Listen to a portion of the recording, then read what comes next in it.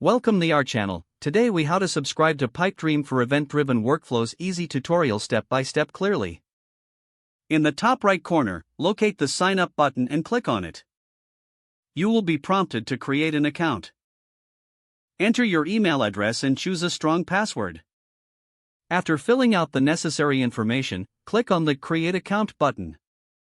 Check your email inbox for a verification email from Pipedream. Open the email and click on the verification link provided. Once your account is verified, return to the Pipedream website and click on the Login button. Enter your email and password to access your new account. After logging in, you will be taken to the Pipedream dashboard. To start creating workflows, click on the New Workflow button. You will see a selection of available events and triggers. Choose the event that suits your needs and click on it. Follow the instructions to configure the event settings. Once configured, click on Save to finalize your event setup. Next, configure any actions that should occur as a result of the event. Select the desired action from the list and set it up according to your requirements.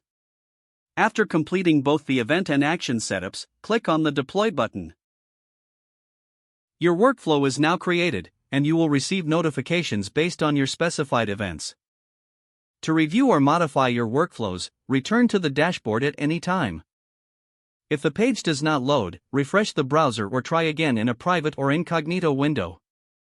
Make sure you are using the correct email address, then retype it carefully to avoid small typos. If your password is not accepted, use the Reset option and create a new strong password you can remember. Check your spam folder for verification or security emails, then complete any requested confirmation steps. Enable two-factor authentication if available to improve account security and reduce unauthorized access risk. After signing in, review your profile details so your contact information and settings are accurate and current. If you see an error message, note it down and try again after restarting your device and internet connection. Log out when you finish, especially on shared devices, to keep your account and payment information secure. If the page does not load, refresh the browser or try again in a private or incognito window.